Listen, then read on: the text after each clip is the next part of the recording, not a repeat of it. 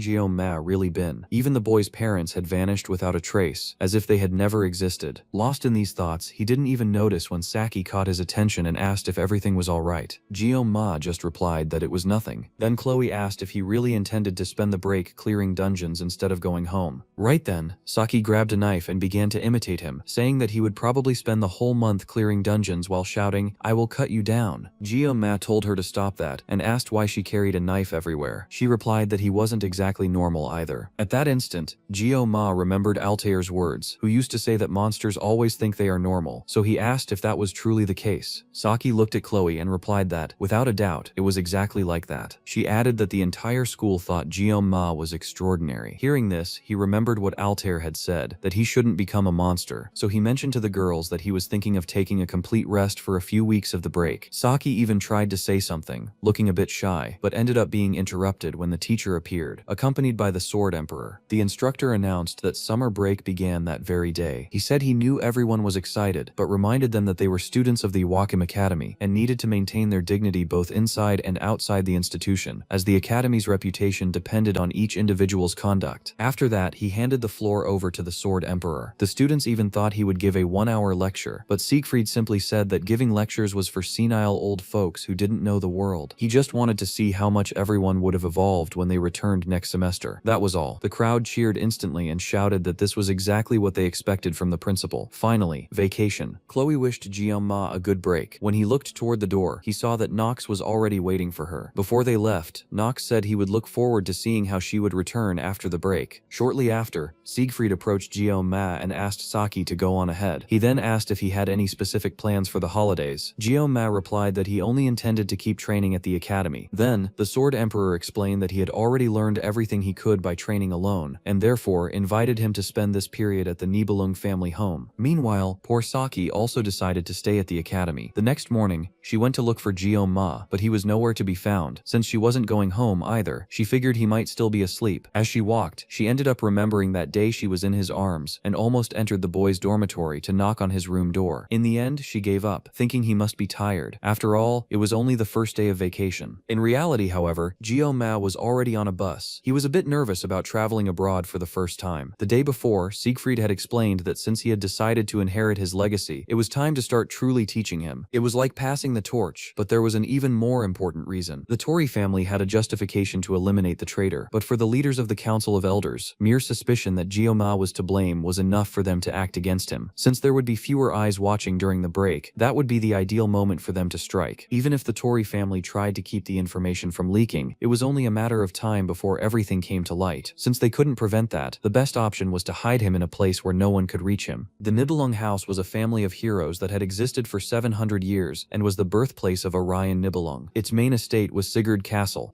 Ma had only caught a glimpse of that place in the game, but he knew the territory was practically a small country. Within that domain, the Sword Emperor's word was law itself. No one in their right mind would invade that place unless they were completely insane. For that reason, he accepted the proposal. Siegfried explained that to throw off anyone watching, he would leave first. Ma, on the other hand, would travel only the following day and could not use any communication devices, including his cell phone. When asked how he would find his way, Siegfried simply replied not to worry, because when the time was right, someone would find him. During the bus ride, several people began commenting that he was the guy with the sashimi knife from the festival. They whispered that he was even more handsome in person, while Ma listened to it all completely embarrassed. A few people even started to approach him, but before they could, Abel sat down next to him. He asked what she was doing there, and Abel replied that they hadn't told him she would be his travel guide. Only then did Ma realize she was actually going with him. She said she was counting on him, and he thought that made sense, since that was her home. Meanwhile, some passengers were startled to see that young man sitting next to Abel. She, on her part, thought that since the camp during one of the tests, this was the first time they were completely alone. It felt a bit strange. strange. She also noticed that he was always surrounded by girls like Rachel, Saki, and Chloe, and seemed to get along well with all of them. At that moment, the driver went over a speed bump without slowing down and apologized. Abel ended up feeling a bit motion sick, and remembered when her father used to give her a motion sickness patch to put behind her ear. She also thought about how 10 years had already passed since the worst day of her life, when she lost her parents, while her grandfather lost his own son. It was then that Gyo-ma handed her the exact same type of patch. He asked if she didn't know how to use it. Abel replied that, of course she did. Sometime later, when they finally arrived at the airport, Abel woke up after sleeping on Gyo-ma's shoulder for a large part of the trip. She had even drooled on his shoulder, but it was better to pretend that never happened. Next, she completely altered her appearance to look like Rachel. She styled her hair the same way, put on Dernelf watch glasses, and chose an outfit very similar to what Rachel usually wore. She explained that she wasn't trying to create any misunderstanding between them, but simply wanted to avoid becoming a target for reporters and paparazzi, since the airport was always full of them. Gyo-ma replied that they weren't celebrities, and that no one would recognize them. Abel, however, explained that there were always people following her footsteps. Gyo-ma was also a bit nervous about being at an airport for the first time, while Abel was worried about being recognized. And indeed, as soon as they arrived, several reporters swarmed Gyo-ma. He was surprised to realize there really were that many people waiting for him. The journalists asked for the reason behind his trip, and said that the entire hero world had its eyes on him. They also wanted to know what his plans were. Gyo-ma realized that regardless of how they found out about his trip, they wouldn't let him pass without an answer. Since he needed to keep his true destination a secret, he replied that he was going to the United States. The statement left everyone shocked. Some even began to speculate if he intended to face all mute. Taking advantage of the confusion, Abel grabbed his arm, and the two of them ran off. When Saki saw on television that Gyo-ma was supposedly heading to the United States, she got very angry that he hadn't told her anything. Little did she know that it was all part of the plan to hide his true destination. In reality, the two of them landed in Switzerland. Gyo-ma couldn't help but think that everything would have been much easier if they had just traveled on Abel's private jet. While she was fixing her appearance, the two of them passed a massive banner featuring her image, which left her dying of embarrassment. Despite being extremely famous and belonging to one of the most influential families in the world, she still traveled economy class, making no point of showing off. After leaving the airport, Abel let him know that they had finally arrived. Gyo-ma was completely awestruck by the landscape of the Swiss Alps. Right after, he ran into Siegfried, who was already waiting for them. He explained that he had taken a layover to arrive at practically the same time, and remarked that, for a first airplane trip, they had done quite well. Gyo-ma replied that he hadn't faced any issues during the flight. Abel then asked what time Gain Sebastian would arrive. Siegfried answered that it would be soon, and went on to call her dear. She immediately complained and asked him to stop calling her that in front of other people. Siegfried simply replied that he had been calling her that since she was born. Even so, Abel insisted that she was already well grown up. At that moment, a massive fleet of security cars suddenly appeared. From an escorted limousine, a man wearing a cape stepped out. He walked up to Siegfried, bowed, and welcomed both the lord and the young lady. It became clear that everyone there served the Nibelung family. Siegfried commented that Gain Sebastian looked as elegant as always, and mentioned that he didn't need such an extravagant reception. Gain Sebastian replied that he was far too humble, and that nothing would ever be enough to honor the hero of humanity. He then asked if that was the famous knife boy. Siegfried cut the topic short and said he would explain everything later. He simply asked if he could count on him. Gain Sebastian replied that he could, and affirmed that it was an honor to serve the emperor. He then led everyone toward the way back. Gyo-ma noticed that the hierarchy here was crystal clear, but found it odd that Gain Sebastian didn't look like a butler or anyone of the sort, so he asked who he really was. Abel replied with all the casualness in the world that Gain Sebastian was the president of Switzerland. Gyo-ma was left completely speechless. When they were nearing their destination, Abel pointed out Sigurd Castle through the window. The scenery was simply breathtaking, and they arrived at the end of the day, just as the sun was beginning to set. Siegfried thanked Gain Sebastian, saying they had arrived safely thanks to his help. Gain Sebastian replied that he was the one who should be thankful for being pulled out of the office for a while. He then apologized to Gyo-ma for not introducing himself properly. He stated that he was Gain Sebastian, that he had watched the recordings of the Academy Festival, and that it was an honor to meet him in person. He also hoped the two of them could maintain a good relationship from then on. Siegfried asked Gain Sebastian not to put too much pressure on the boy, since he was still young. Gain Sebastian replied that it was impossible to ignore someone so talented, and apologized, saying he had been captivated by Gyo-ma's potential. After that, he said goodbye to the Nibelung family and left, accompanied by his entire escort. As soon as he departed, Siegfried asked Gyo-ma what he thought of him. Gyo-ma replied that the president seemed pretty laid back. Siegfried then explained that the entire world was trying to find out who his successor would be. Because of that, Gain Sebastian would certainly make his own assessments after learning that Gyo-ma had been invited to the Nibelung estate. He said that he was someone who always placed reason above emotion. emotion. If he believed keeping a secret would be advantageous, he would stay silent without a second thought. Siegfried continued explaining that there were many people like that in the world, and the higher one climbed, the more they needed to learn to suspect, analyze, and even utilize people when necessary. That was the weight of holding the position of a 7-star hero. He advised Yeoma never to refuse favors like the one he had received that day, but also never to get complacent. If he failed to draw boundaries, he would end up losing people's respect, and his authority would weaken. Even so, he said that he would learn all of this with time, and that this was one of the reasons for bringing him there. Then he smiled and commented that the boy must be hungry, deciding to drop the subject. Jiyomi resolved to stay outside a bit longer, just to appreciate the view and watch the sun vanish past the horizon. After the introductions and the meal, the next day started early. At exactly 5 in the morning, the curtains of the bedroom were drawn open. The one who entered was Shiel, the maid responsible for cleaning, laundry, patrolling, hunting, and even fighting crime. She bid Jioma a good morning and informed him that the Sword Emperor was already waiting for him. By 6 in the morning, everyone was already gathered for breakfast. Abel noticed that Jioma was still not quite comfortable using a fork and knife and asked him about it. Before he could answer, Sharon the butler interrupted the conversation, stating that it was not advisable to speak during meals. Besides being the butler, Sharon was also responsible for the food supply, the kitchen, gardening, property maintenance, and attending to guests. Abel ended up feeling worried for Jioma after that scolding. Later, he spent part of his training chopping firewood. While working, he thought about how it had already been 4 days since he arrived at the castle. Gradually, he was getting used to the place's routine, the absurdly strong maid, and the extremely disciplined butler. He also thought it was a shame there was no cell phone signal there. The most impressive thing was that this entire gigantic property was maintained by just those 2 employees. At that moment, he finally understood why Abel lived such an economical life. In his mind, it was all the fault of the Sword Emperor, who was cheap enough to make him chop firewood by hand. Even so, with that fresh air and incredible view, he had nothing to complain about. At 4 in the afternoon, he was meditating next to Siegfried, both sitting in the lotus position. The Sword Emperor explained that the foundation of Jiome's blessing was already complete. However, since that power was extremely strong and primitive, trying to nurture it at that moment would bring no benefit whatsoever. The first step was learning to converse with oneself. The problem was that Jioma could barely manage to sit in that position. He understood the theory perfectly, but found the lotus position far too complicated. Siegfried simply told him to stop complaining. He said Jioma was still young, and that when he grew older and his joints stiffened up, only then would he find out what real pain was. Just then, they heard 2 knocks on the door. Jioma recognized it was Charon, who approached Siegfried to whisper something in his ear. As soon as he heard the information, the Sword Emperor lost his composure and let out a curse, asking what that lunatic was up to. Charon merely reminded him that Jioma was still right next to them. Siegfried took a deep breath, apologized, and said he had gotten worked up because of Richard. Jiome immediately wondered if he was talking about Gain's Sebastian. Shortly after, Siegfried announced that he would need to head out for a while. He said he would be back for dinner, or perhaps later, and asked them to eat without waiting for him. Later on, Jioma found himself reflecting on the training. He had imagined he would learn directly from humanity's strongest man, but everything was turning out completely different from what he expected. Instead of intense battles, he spent his days meditating, chopping firewood, and doing simple chores. That tranquility was already starting to bore him. Even so, he remembered he was in Switzerland, near a specific dungeon he knew from the game. His knife was still with him, and that dungeon required at least 3 people to be explored, offering an extremely rare reward. It was at that moment that he heard 3 knocks on the door. Judging by the voice, he figured it was Shiel calling him for dinner. He replied that he was on his way out, but when he opened the door, he found Abel. She asked, a bit shyly, if she could come in. Before knocking on the door, Abel had been thinking about how it had already been 4 days since Jiome arrived at Sigurd Castle. She saw him every day, but even so, she still felt a bit awkward around him. At breakfast that morning, for instance, she noticed how he struggled to use a fork and knife, since he was Korean and much more accustomed to eating with chopsticks. However, before she could help him, she ended up being interrupted by Sharon, who practically didn't let her speak. She then began to recall her childhood. Her grandfather always said she needed to choose the men she trusted very carefully. She should never surrender her life to someone weaker than him. As a child, she would reply that this was impossible, because there was no one stronger than her grandfather. After she started spending more time around Jioma, she had another conversation with Siegfried. On that occasion, he explained that strength alone was not enough. One also had to observe people's character. Someone who extended a helping hand without thinking could be even more dangerous than someone pointing a sword, especially those people who did good deeds without expecting anything in return, because they were precisely the hardest ones to remain cautious around. At the time, Abel asked why he was saying all that all of a sudden. Siegfried replied, it was just a precaution. Then he instructed Sharon and Shiel to treat Jioma simply as a guest who was there to train, and that no one should disturb him unnecessarily. In the present, Abel knew she shouldn't bother him too much either. Even so, just having him at the castle made her feel happy, almost like a child. She thought that if he were a bit gentler with her and kept doing good deeds with no ulterior motives, things would end up becoming far too strange. She still wanted to return the cloak he had lent her, but just thinking about it made her die of embarrassment. At that moment, Shiel mentioned that her grandfather had left because of an urgent matter and would only be home late. Abel asked why she was telling her that, and the maid replied that she seemed to want to know. As soon as she heard this, Abel ran off toward Geoma's room. On the way, she ended up being stopped by Sharon. She commented that it had been a long time since she had run through the house like that, and that she seemed to have gotten too used to the academy's routine. Sharon asked if she was running away again. He said she always did that at the most important moments, and that, right when she was about to achieve her goal, she ended up turning her back on herself. He further reminded her that Orion, her father, always wanted her to become someone who faced her fears, instead of running from them. After that conversation, Abel finally gathered her courage, went to Geoma's room, and asked if she could come in. He allowed it right away, and she was overjoyed. As soon as she walked in, Geoma said she didn't need to return the cloak he had lent her, but thanked her for the gesture anyway. Then Abel summoned her courage and asked if Geoma would be free the following afternoon. He asked why, but she replied that it was to go for a walk. Right after, she corrected her own answer and told him to stop answering a question with another question. She just wanted to know whether he had time or not. Geoma replied that the Sword Emperor would not be at the castle the following day, so there would be no training. Deep down, he even thought it would be nice to rest a little, since those long meditation sessions were killing his legs. He then asked if she would like to have lunch out. Since he was in Switzerland, he wanted to take the opportunity to try the local cuisine. Abel asked if that was a date. After thinking for a moment, he replied that it could be. She said that was even better than just going for a walk, and mentioned she knew a great restaurant that served Japanese food. Geoma refused immediately. He said it made no sense to eat sushi in Switzerland when he wanted to experience the local food. Abel asked if he didn't like sushi. He replied that he did, but he had eaten it recently during a trip. She asked if, when he said travel group, he was talking about Saki. Geoma thought that perhaps the two of them didn't get along very well, so he explained that he had also gone with Speed Weapon and Chloe, besides Saki. He further mentioned that both he and Chloe really liked fish. Upon hearing this, Abel simply threw the cloak at him and called him a cheater. Right after, she pretended nothing had happened and just told him not to be late the next day. Geoma was left completely baffled by her reaction, thinking that he could never figure out what went on in Abel's head. Meanwhile, she walked away thoroughly flustered because, without realizing it, that simple walk had ended up turning into a date. Meanwhile, Siegfried arrived at his scheduled appointment. One of the staff members received him and informed him that, skipping all formalities, a man had suddenly appeared, pressuring the president to reveal the identity of the person the Sword Emperor had taken to his house. Even so, the president was still keeping everything a secret. Siegfried replied that that was enough and thanked him for the report. The employee thanked him for his presence and made way. As soon as he entered the room, the atmosphere was extremely heavy. Everyone was on their knees, heads bowed, revering the man sitting in the main chair. The stranger was the first to speak. He said it had been a very long time since they last met, asking if it had already been nearly 10 years. That man was Richard Murat, the Spear Saint and one of the 7-star heroes. Siegfried asked what kind of mess he was causing this time, and further questioned since when the two of them were friends. Richard laughed and commented that it seemed losing an arm had finally made Siegfried a man, because before he used to be so full of himself that he acted like a little girl. Without hesitating, Siegfried placed his hand on his sword and replied that age hadn't done Richard much good either. He then brought the blade close to Richard's legs and asked if he would like to experience the sensation of losing a limb as well. The two stared each other down for a few moments, as their auras clashed violently. Siegfried commented that he had always known Richard was an idiot, but he never imagined he would have the nerve to invade the country where he lived. At that moment, the president entered the room to find out what was happening. Richard asked if Siegfried really dared to threaten a man from the Murat family, and even say he would turn him into a cripple. He then mocked him, saying that hanging around those youngsters seemed to have made old Nibelung regain his youthful impulsiveness. Siegfried merely replied that he was pathetic, and that he would never understand how someone so stupid had managed to become one of the 7 heroes. Then Richard stood up. Instantly, the pressure released by both men took over the entire room. It was a clash between two legends. On one side was the Sword Emperor, the man who had pushed technique to its absolute limit. On the other was Richard Murat, a warrior who fought purely with brute force. Such was his physical power. His strength was so absurd that it seemed to make any technique unnecessary. There was no human being capable of rivaling him in that aspect. Realizing the situation was spiraling out of control, the president begged them both to calm down, reminding them that this was the presidential residence. Richard took a deep breath, sat back down, and said he had gotten a bit carried away. Next, he stated that he wasn't there to play games, and decided to get straight to the point. He said everyone already knew about the death of Akori, one of the 5 generals, and that that part of the conversation could be ignored. The president was completely shocked to find out the news. Paying no heed to his reaction, Richard commented that the matter was already widely known within the association and that Switzerland was just a bit behind on the information. He then revealed he had discovered that Siegfried was involved in Akori's death. The problem was that he simply didn't believe the Sword Emperor had defeated a general on his own. Siegfried asked what he was implying. Richard replied that the one responsible could only be Kangeyo-ma, the boy known as the Sashimi Sword Saint. As soon as he heard that name, Siegfried put his hand back on his sword. The pressure released was so intense that the entire building shook. The people around began to pass out, some even foaming at the mouth. The president realized that, at this rate, a war could break out right inside the presidential residence. Richard, though impressed, commented that Siegfried seemed even stronger than before, even after losing an arm. The Sword Emperor replied coldly that, since he was causing trouble in his land, he would cut out his tongue right then and there. At that moment, he realized that Gyo-ma was already being watched by the association. If necessary, he would eliminate even the Spear Saint to protect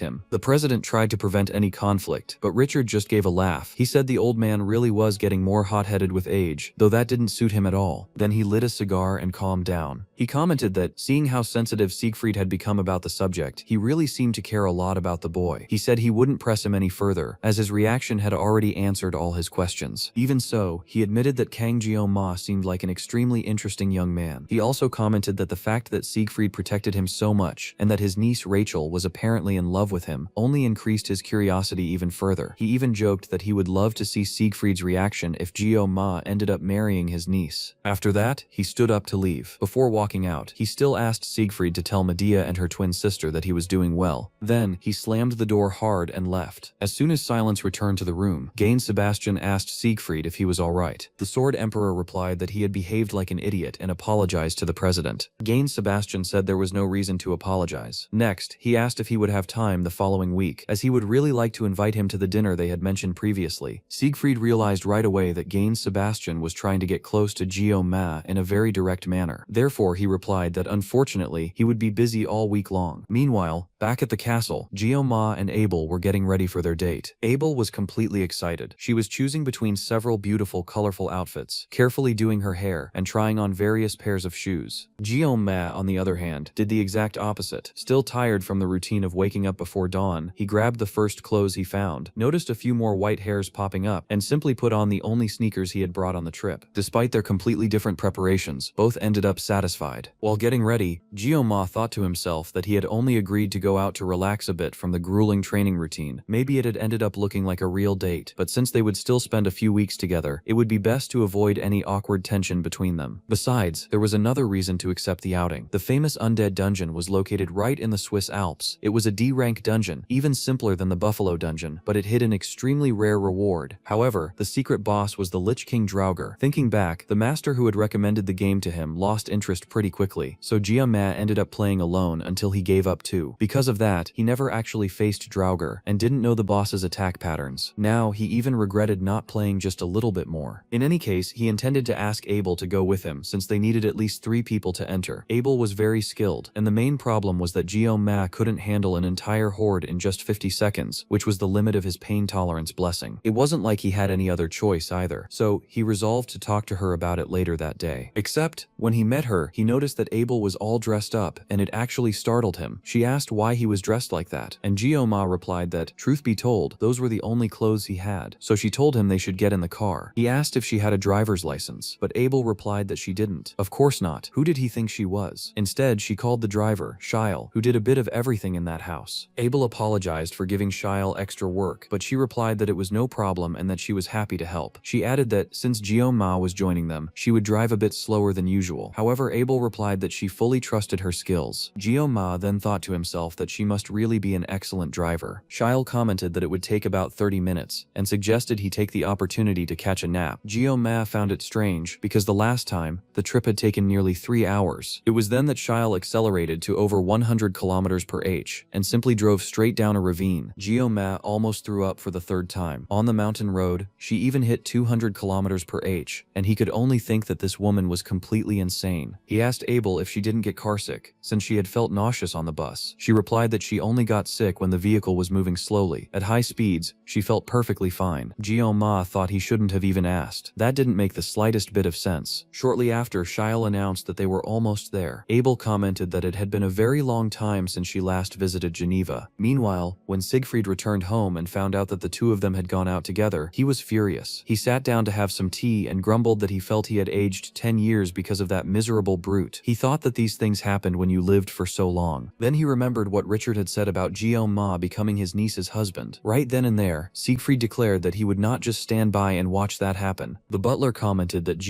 Ma had been working quite hard. Siegfried asked if he had continued training while he was away, and Sharon replied that he had. He said Ma trained by himself, even without supervision. Hearing this, Siegfried thought to himself that the boy was an unprecedented genius, someone who didn't even try to run away from hard work. At that pace, passing the trial in just 1 month didn't seem impossible. Siegfried then asked where the youngsters were. Sharon replied that the two of them had left for downtown Geneva first thing in the morning. Instantly, Siegfried snapped the handle of his teacup and asked, completely outraged, what he meant by that. Were the two of them alone? Meanwhile, Abel announced that they had finally arrived. Shiel said she would be back to pick them up around 5 in the afternoon sharp and wished them a pleasant time. Ma was still in shock, trying to recover from the ride, but Abel pulled him by the arm and said their reservation was almost due, so they had better get moving. She also ordered him to stay close to her. As they walked, everyone was enchanted by Abel's beauty. Ma, on the other hand, just looked like some random guy walking behind her. He asked if he could walk a bit further apart, but Abel explained that Europe was different from Korea. The streets were old, it was very easy to get lost, and she just wanted to guide him. She also said people were staring because his hair color drew a lot of attention.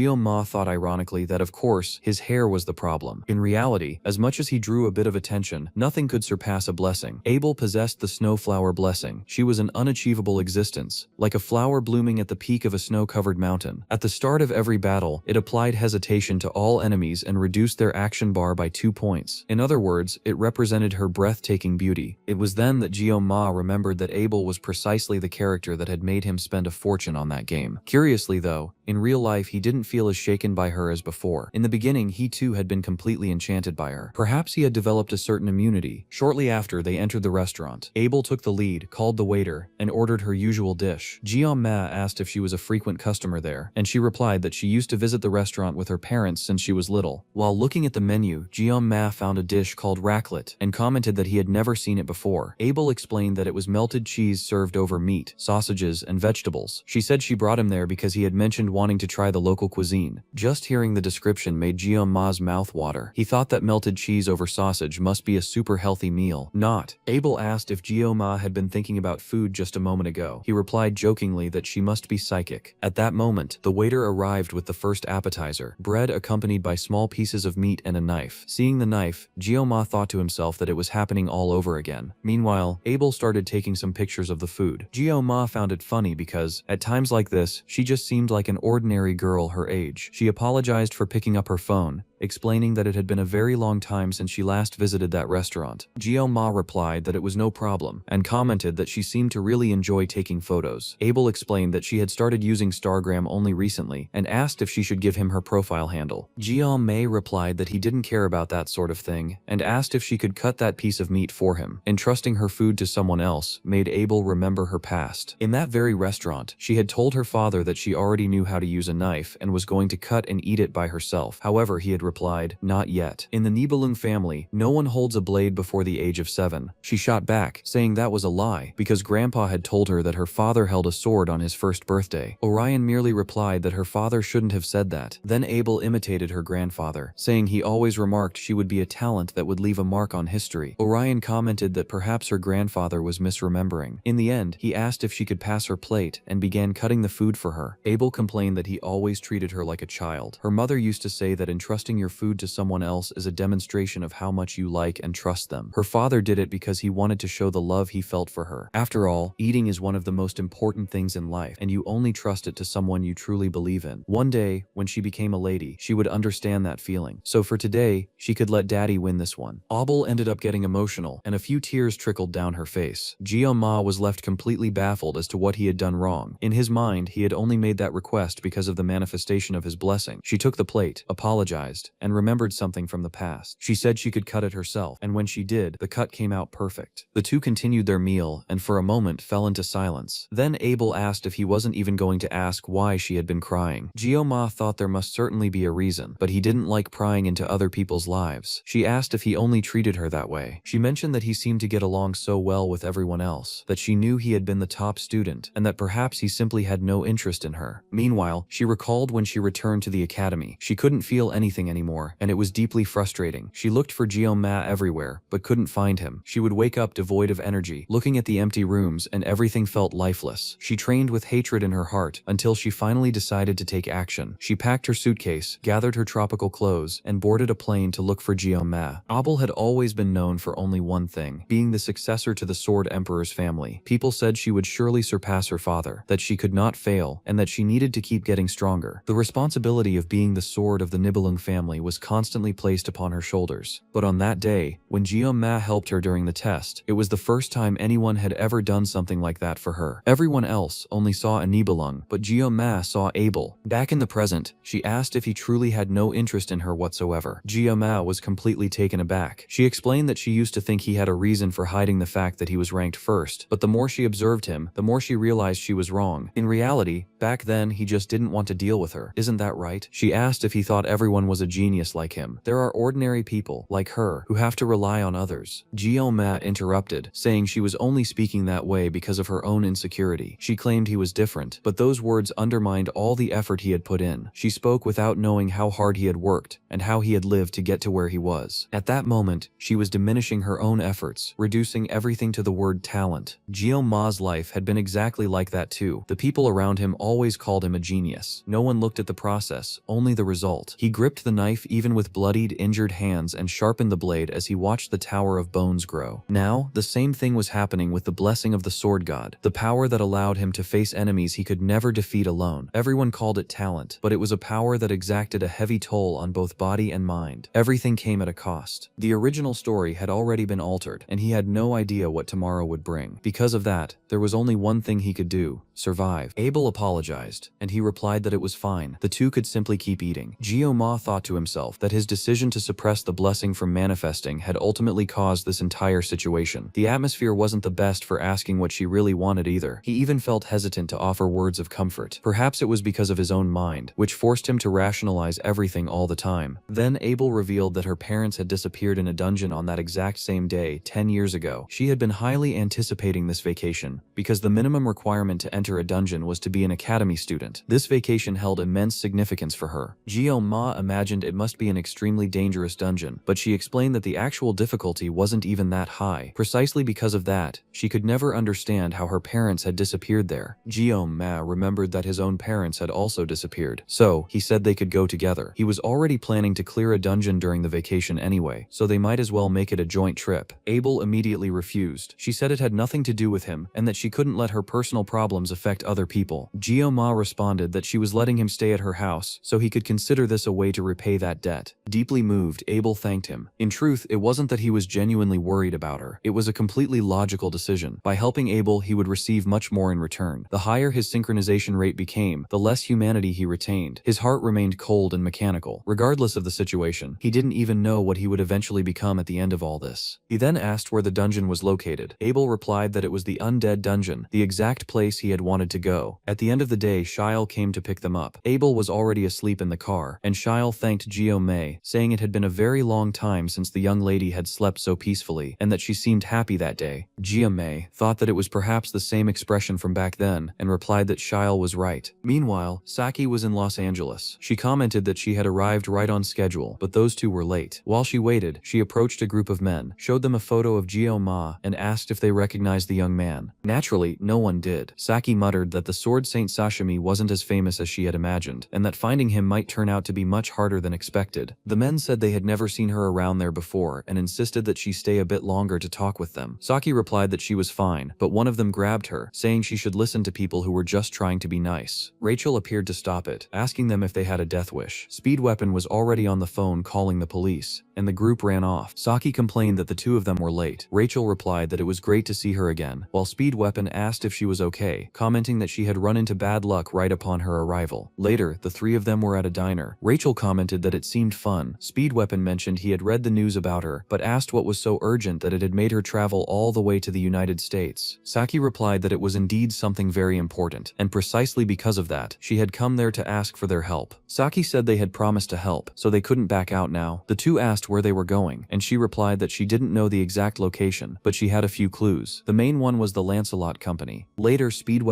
introduced his car, the famous Speedwagon, and the three began their journey toward New York. However, after a while, they ended up stranded in the middle of an extremely hot place. The car simply died. Saki looked at the vehicle and asked if that really was the legendary Speedwagon. Meanwhile, on the trip back, Shiel asked Gyo-ma if he had ever heard of the Undead Dungeon. He replied that he had. At that moment, Abel showed him all the information she had gathered. The dungeon was located on the border between Switzerland and France. Since it wasn't very popular, it received almost no maintenance. Even so, because of international hero law, it was mandatory for at least 3 registered people to enter together. Gyo-ma realized she had truly prepared herself. Abel knew much more about that dungeon than he did, so things might turn out even better than expected. She was so excited that she ended up moving a bit too close to him. Gyo-ma simply commented that he could tell how much effort she had put into preparing. Then, he asked who the missing person was, given that 3 people were required. Abel explained that a senior heroine hired by the association, and a graduate of the Awakens Academy would be accompanying them. It was Shiel herself. Gyo-ma had already suspected that she wasn't an ordinary person. After all, Shiel was part of the senior heroes group, ranking among the top 8% with 8,420 hero points. He mentioned he had heard she would be accompanying them into the dungeon. Shiel confirmed it, and replied that her skills might not be enough, but she would do her best not to get in the way. Gyo-ma found himself wondering how someone of that level could possibly get in the way. Shiel then shared a bit of her own story. She didn't know if he had heard about it, but she managed to graduate from Awakens Academy thanks to the Nibelung family. 10 years ago, she was taken in by Lady Abel's parents, who were no longer alive today. Before that, she lived in an orphanage. She considered herself just one of the few lucky people who had the chance to be hired by the Nibelung family. To this day, she was eternally grateful that they had seen potential in a simple maid and allowed her to study at Awakens Academy. Gyo-ma commented that her talent must be impressive. Shiel replied that compared to him, she was just an ordinary person. She also revealed that it was her own request to accompany this mission. After all, the journey was an attempt to find clues about the young lady's parents, the very people who had given her a reason to live. She also mentioned that she had been a student in the regular class, and was very happy to read the articles about Gyo-ma's achievements. Because of that, she had formed a good impression of him. She even joked that she should have chosen a better outfit for their meeting, and that Abel was probably very angry. The next morning, Gyo-ma was called in for a meeting with the Sword Emperor. When he entered the room, he wondered what could be so serious. Siegfried said he wanted to talk about a certain matter, but first asked what he had done with Abel the previous day. Gyo-ma replied that they had simply had lunch together. Siegfried asked if he was sure. Gyo-ma confirmed it once more. Siegfried then said he was relieved. After all, it was perfectly normal for friends to have lunch together. Even so, he asked that if anything similar happened again, he should let him know. Right after, he recalled the real reason for the conversation. He said he wasn't sure if it would actually become an issue, but it was better to show him something. He handed Gyo-ma a profile containing all of his information. It listed his personal data, such as date of birth and parentage. The only unusual detail was that his hero points still appeared as under calculation. Siegfried asked him to pay close attention to exactly that. A student's hero points are normally not calculated. There is an agreement between the association and the academies to prevent this from happening. However, in his case, it clearly showed they were being evaluated. Gyo-ma asked if that was illegal. Siegfried replied that it wasn't exactly illegal. It was just an unprecedented situation. A student's role is to study, and the academy already handles all the necessary evaluations. Apparently, the association no longer viewed Gyo-ma as just a student. Most likely, the association's leader himself and the vice leader, Richard Murat, would begin to observe him closely. Gyo-ma thought to himself that he now had such highly influential people keeping an eye on him. Perhaps everything was a consequence of recent events. Siegfried asked him not to take it too seriously. It was indeed strange that the association was calculating his hero points, but he believed it was a result of what happened during the festival. Gyo-ma asked if he was referring to that strange woman named Mao Rang. Siegfried replied that perhaps he should have gone a bit easier on her. Even so, he told him not to worry. If any trouble arose, he would personally handle the situation as Gyo-ma's guardian. At that moment, Gyo-ma realized that he now had a guardian too, just like what had happened with his first master. However, before the conversation could continue, Abel entered the room, apologizing for the interruption. She explained that she needed to speak with Gyo-ma quickly before their trip. Siegfried simply watched the two of them leave, thinking about his own son, his daughter-in-law, and how important this trip was to Abel. Meanwhile, Saki, Rachel, and and Speed Weapon's journey continued inside the Speedwagon. Speed Weapon asked what exactly she needed to deliver to the president, but Saki preferred not to answer. Sometime later, they pulled into a gas station to refuel. Rachel asked how much longer it would take to arrive. Speed Weapon replied that if they kept taking turns driving, it would take about 3 days. Rachel then said she could take the wheel. As they drove through the arid landscape until nightfall, she decided to ask another question. She wanted to know what Saki would do if Gyo-ma wasn't in New York either. She also asked if she really liked him that much. Saki simply replied that she did. Rachel was surprised by such blunt honesty. Saki herself, however, admitted that she couldn't even explain the exact reason why. The journey continued. At first it was fun, but eventually it became exhausting. But when they finally arrived in New York, Saki grew excited. It was her first time visiting the city, and she found everything absolutely incredible. Meanwhile, Charon served another cup of tea to the Sword Emperor and asked if he was doing all right. Siegfried replied that it was impossible to be at ease. The butler asked why he hadn't stopped the trip. Even if the undead dungeon wasn't that dangerous, the experience could be traumatizing for Abel. Perhaps it would have been better if he had gone himself. Siegfried replied that he understood the concern, but he needed to respect his granddaughter's decision. Abel was no longer a child, and couldn't keep staying trapped in the past. He could protect her, but that would only delay her growth. Besides, Gyo-ma would be by her side. No matter who the enemy was, he believed no one would be a match for that boy. Charon asked if he truly believed that. Siegfried replied that calling him a genius, a talent that appears only once a century, was still an understatement to describe Gyo-ma. Charon realized just how much the Sword Emperor trusted him. Even knowing that the boy had gone out alone with the young lady, he continued to place absolute faith in his capabilities. After all, the Sword Emperor was a man who knew how to see people's true value. If he recognized Gyo-ma, then it was because the boy truly was special. Charon replied that he understood what his master meant, and that if he needed anything else, he only had to ask. Siegfried replied that Charon knew him best, so he knew he would understand. While he waited, Gyo-ma decided to take a look at the system. The restriction on the assimilation, or synchronization rate at 25% had been removed. Now, as this rate increased, he could obtain memory fragments. Furthermore, whenever a new fragment was acquired, extra rewards could be granted. At the moment, he had collected 0 out of 7 fragments. His assimilation rate had risen to 29.1%, and the next restriction would be removed upon reaching 35%. Gyo-ma thought that the system was now creating missions on its own. That unidentified being could be some sort of entity or life form, and those 7 fragments might be clues related to the blessing of the Sword God. If they completed the raid of the undead dungeon, his assimilation rate would also increase. The major problem was the Lich King Draugr. As he thought about this, he watched Abel training. He knew that in that dungeon, the undead would rise again even after being defeated, and their numbers would only multiply over time. It was the worst kind of battle for someone who utilized the sashimi knife style. All he had was 50 seconds. Abel and Shyle could probably buy that time for him. Even so, depending on the situation, that mission could be just as dangerous as the Akori incident, and if he had to use that power again, he had no idea what would happen to him. Ever since that day, he had the feeling that his humanity was being stripped away piece by piece. Abel's goal was to find any trace of her parents, a wish she had carried for 10 years. Gyo-ma could not allow that dream to be shattered because of him. While they were training, Abel asked how her posture was. She mentioned he seemed to be putting too much tension into his shoulders, and asked why he was being so quiet. After all, hadn't he said he was going to observe her technique? Gyo-ma replied that he didn't really know how to explain it. Still, she kept repeating her sword strikes, saying she couldn't afford to be a burden to whoever was by her side, let alone to Gyo-ma himself. He thought to himself that he really didn't understand much about swordsmanship, but he perfectly understood the meaning of repeating the same movement once, twice, hundreds, and thousands of times. Abel hadn't reached this level through talent alone. The next morning, the three of them were ready to set off. They said their goodbyes to the butler Charon and the Sword Emperor. Gyo-ma found it strange to see the old man so relaxed. Perhaps it was just because this was only a D-rank dungeon. However, Shyle approached him and whispered that the Sword Emperor was probably more worried than any of them. Siegfried then looked at Gyo-ma and said he was placing his trust in him. After the three of them left, Siegfried remarked that he also had some unfinished business to take care of. Charon asked if this wasn't too sudden. After all, visiting the association like that, without any warning, seemed a bit abrupt. Siegfried fired back, asking if it hadn't been even more abrupt when the Spear Saint invaded their place. Since that was practically an invitation, he was obviously going to accept it. Charon noted that paying a visit to the association at this moment would likely cause some discomfort. Siegfried explained that, as Gyo-ma's guardian, he needed to give the association a warning since they had started investigating the boy. Adults existed precisely to clear the path when something got in the students' way. They were still too young, and there were limits to what they could achieve on their own. He also told Charon not to worry. The two of them would go together, and in the worst-case scenario, it would just end in an argument. Charon commented that it had been over 20 years since the last time he fought on the front lines. Siegfried smiled and asked if he wasn't the very same person who had achieved the rank of warrior at the age of 25. He said he would be relying on him again for the first time in ages, calling him the demon Charon. Meanwhile,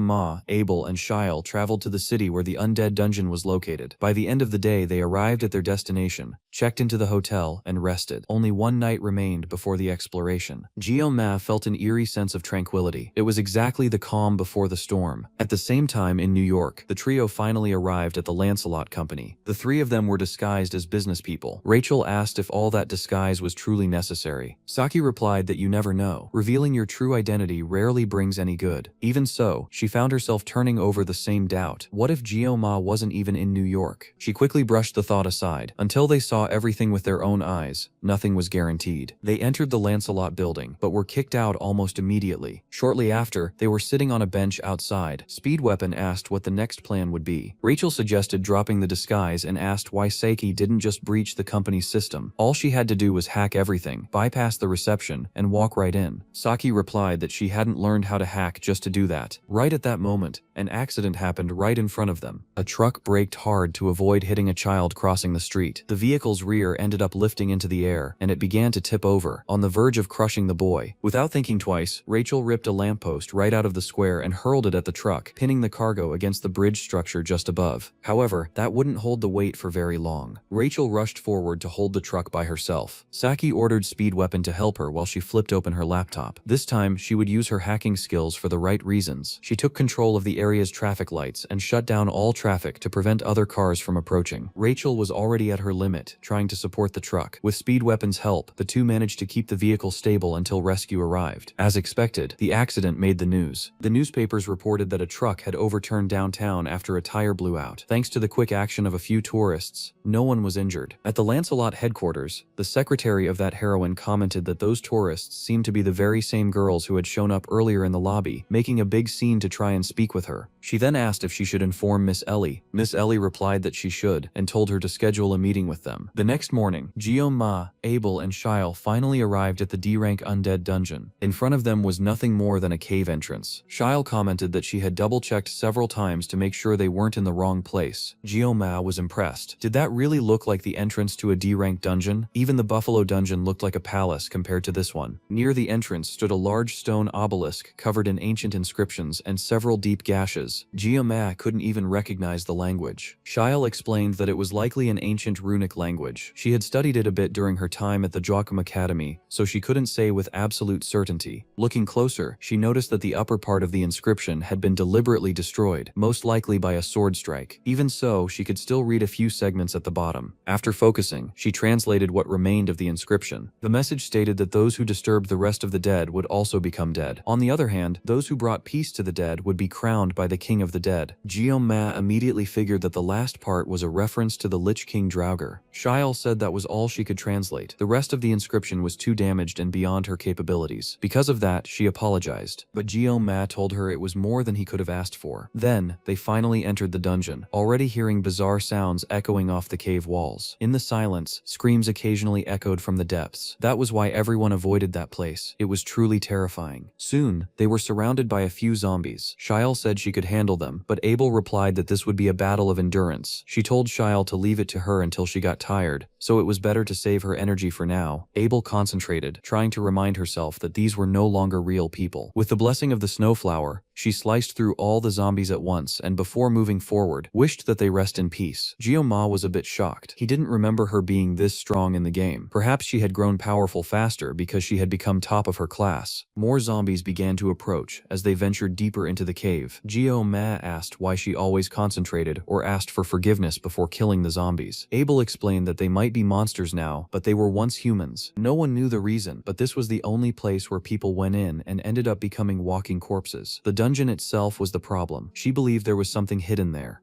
Ma thought to himself that she was right. That hidden something was Draugr. Abel then commented that it was strange for people to call the undead demonic beasts. They weren't demons. In fact, they were only called beasts because they were no longer human. She asked if he had ever seen a single case of the undead attacking someone outside of that dungeon. Of course not. The Heroes Association classified them as threats, even though the true danger lay elsewhere. Anyone could see that this was why people felt uncomfortable entering that dungeon. Even so, Abel Mabel believed that calling them beasts was wrong. They were there for a purpose. It was inevitable for her to cut them down, so the least she could do was wish them a peaceful departure. She was a swordswoman in whom compassion and violence coexisted. Her bloodline did not lie. Afterward, she apologized for talking too much, and they kept walking. She continued to ask for forgiveness before defeating each zombie, but she did so with absolute ease. Gyo-ma began to feel that something was off. The zombies were far too slow for it to even be called an ambush. They didn't even seem to want to attack. They were just walking toward them with open arms. This truly was a battle of attrition, a battle of endurance. So Gyo-ma activated the blessing of the sword god and used his sensory abilities to feel his surroundings. It was better to find the way, even if he had to expend some energy. His perception reached much farther and with much more clarity than before. Perhaps he would even be able to sense where Drager was. It was then that, midway through, he spotted a person waving at them. Gyo-ma warned the others that there was a person, or something like it, up ahead. They walked over and found a zombie that truly looked like a person. The creature winced because of the light, but before anyone could do anything, Gyo-ma had already lunged forward to kill the being. Meanwhile, Saki found out from that heroine that Gyo-ma had never actually gone to New York. Speed asked about all those articles that claimed otherwise. The heroine replied that the press had made it all up. It was basically fake news. Rachel started to laugh, and Saki asked her why. She replied that it was nothing. She was just very disappointed that they hadn't found Gyo-ma. The heroine apologized for not being able to help her juniors, who had come from so far away, but she also asked for Rachel's name. She realized the girl belonged to the Spear Saints family and wanted to know if she already had any plans for after graduation. Rachel replied that she would have a better answer if her love life were going as well as Saki's, but she was having some trouble. The heroine then asked if she had any interest in becoming a heroine herself. Rachel said she didn't have much interest. Her uncle would probably flip out. Saki commented that a skin-tight heroine outfit would look interesting on Rachel. Speed asked if the heroine really wanted that idiot Rachel as a heroine and begged her for God's sake to reconsider. Even so, Rachel replied that it had been fun helping people like that. On the way back, Saki was already set to return to the academy. Before leaving, she asked the two of them to keep all of this a secret and said they would meet up at the academy. As she headed back, Saki muttered that the whole thing had been a bit embarrassing. Still, she couldn't forget that Rachel had started laughing earlier. In the end, she decided to drop it for now and would just ask her when she got back to the academy. And that's it for this series today. We'll bring you more chapters as soon as they're released. I hope you guys enjoyed it, and don't forget to subscribe to the channel and hit the notification bell. It really helps us keep up with the video schedule. So, until next time.